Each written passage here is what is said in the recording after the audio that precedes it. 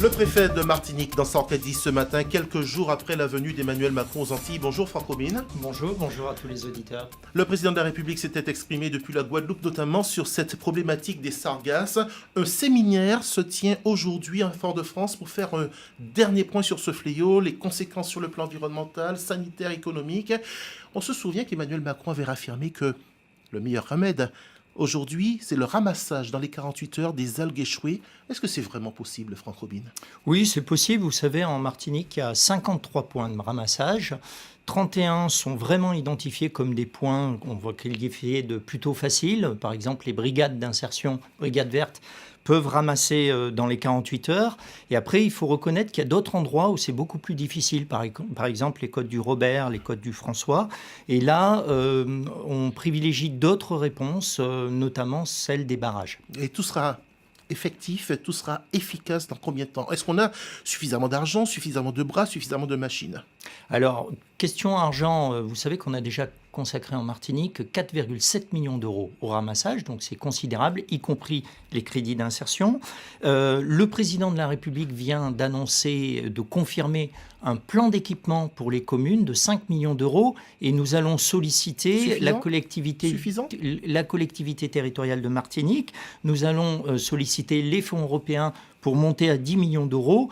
Et je pense qu'on aura, comment on peut qualifier ça, de la force de frappe nécessaire, effectivement, pour organiser le ramassage. Ce sera à évaluer. Les assurances joueront le jeu beaucoup plus vite, par exemple, pour le remboursement de l'électroménager abîmé par les sargasses ? Alors, c'est un sujet, effectivement, qui est techniquement difficile. Vous savez que l'état de catastrophe naturelle qui était demandé ne peut pas être déclaré parce qu'il faut que le phénomène ait une fin. Alors, malheureusement, avec les sargasses, ça revient de façon récurrente.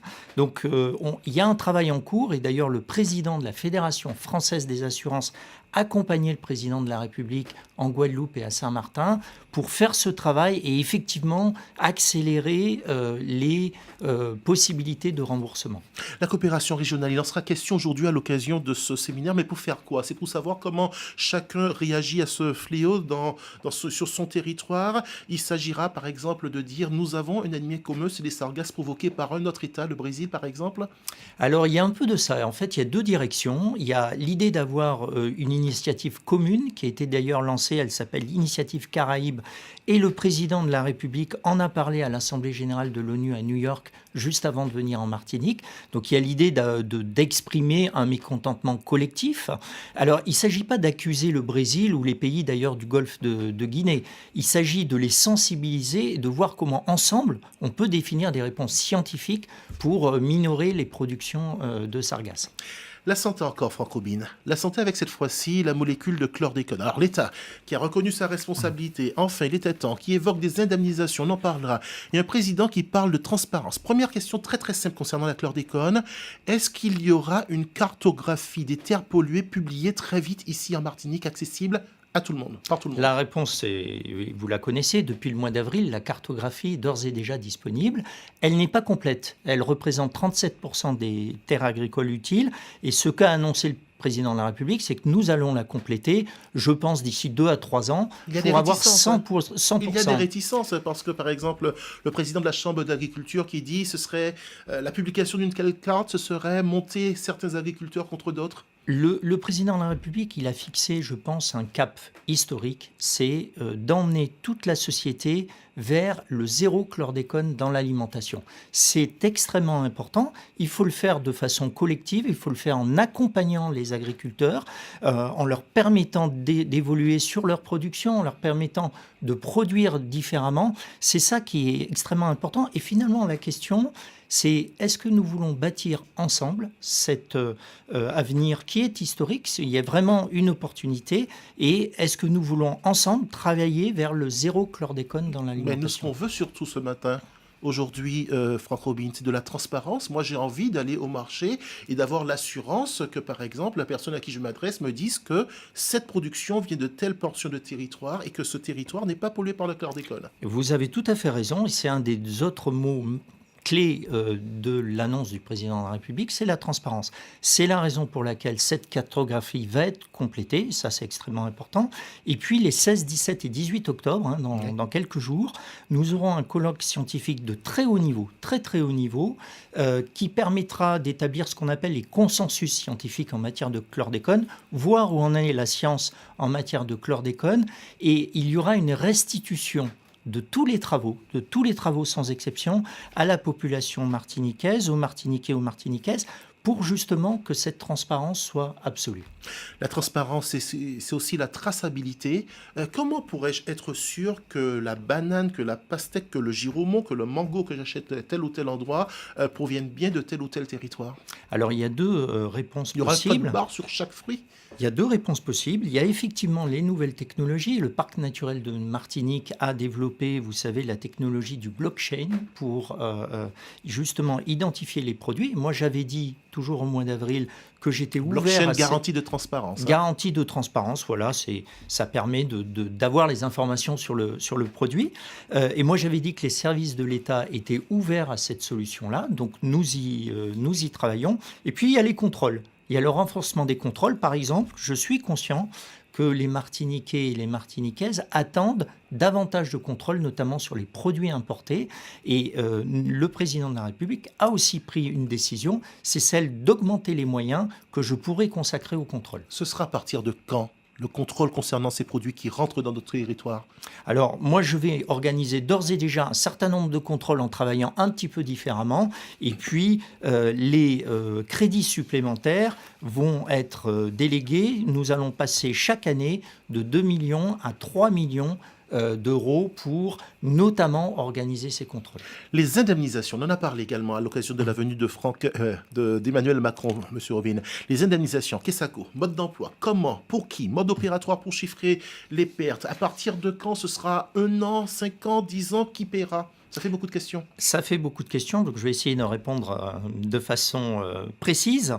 Il a indiqué, Emmanuel Macron, qu'il y avait une responsabilité collective et que dans cette responsabilité collective, l'État y avait sa part. Et notamment, aujourd'hui, ce que l'on sait, c'est que les travailleurs de la chlordécone, c'est-à-dire en fait ceux des bananeraies qui ont été exposés à la chlordécone, sont particulièrement concernés par les effets possibles. Et donc, il a lancé une initiative, c'est l'ouverture de ce qu'on appelle le registre des maladies professionnelles, qui permettra à ces travailleurs de pouvoir être indemnisés, d'avoir une forme de réparation. C'est une réparation pécuniaire, ça ne remplace pas tout, bien évidemment, mais c'est un pas important qui a été fait dans ce dossier des indemnisations. Oui, on va payer, on reconnaît qu'on est responsable, mais on n'établit pas le lien direct entre l'utilisation de la chlordécone et les cancers qui apparaissent dans les organismes. Alors, vous avez parlé de transparence. La transparence, ça consiste à dire... Vous avez bien conscience que ça fait rire tout le monde, ça fait sourire cette histoire. Vous avez parlé de transparence, et la transparence, ça consiste à dire que en matière d'indemnisation, on va avancer en même temps que la science. Que dit la science aujourd'hui? Elle dit que en matière de chlordécone, on peut mesurer si on en a ou pas dans le corps humain. Ouais. On peut indiquer que la chlordécone peut favoriser l'apparition de certaines pathologies, mais, et je sais que c'est parfois difficile à entendre, la science n'est pas encore capable, je dis pas encore, peut-être que ça va évoluer, de démontrer que la chlordécone cause directement un certain nombre de pathologies. C'est pour ça qu'on organise la transparence, c'est pour ça que les travaux des scientifiques vont être ouverts à ceux qui veulent les écouter, pour que le consensus scientifique soit disponible. En matière de réparation, encore une fois, on va avancer en même temps que la science, et au fur et à mesure que la science dira des choses précises, on pourra avancer dans ce dossier-là. Concernant toujours l'étape morne rouge d'Emmanuel Macron, on a évoqué les fonds européens. Les agriculteurs ont posé le problème. Ils se sont plaints des lenteurs des dossiers, des blocages, des non-réponses. Le président de la République a balayé tout cela d'un revers de la main. Il a dit « Voyez cela avec l'autorité de gestion, donc la CTM », sauf que ça n'a pas suffi aux agriculteurs. Alors moi, je veux dire un certain nombre de chiffres, si vous le permettez. Il y a 130 millions d'euros sur les fonds européens agricoles. D'ores et déjà, 11% ont été payés, c'est-à-dire à peu près 14 millions d'euros, pour être très, très précis. 32%, un bon tiers, a été programmé.